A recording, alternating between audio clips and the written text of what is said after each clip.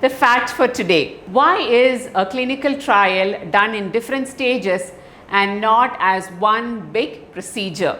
A clinical trial has 4 phases and each phase has a different objective. Each phase gives the researchers detailed information about the investigational product. Before we administer the product to humans, it is tested on animals. This is done to understand the extent of risks the humans may be exposed to when taking the product or drug.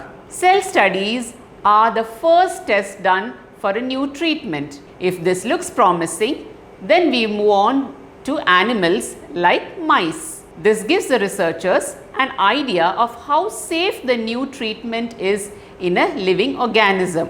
If this preclinical or laboratory testing looks promising, then researchers move on to testing in humans. Humans and mice are very different in the way they absorb, process and excrete drugs. A drug that works for mouse might or might not work in humans. There could also be side effects. Have a good day, and we will come up with the next fact in tomorrow's video. To get our videos, subscribe to our channel and hit the bell icon to get notifications.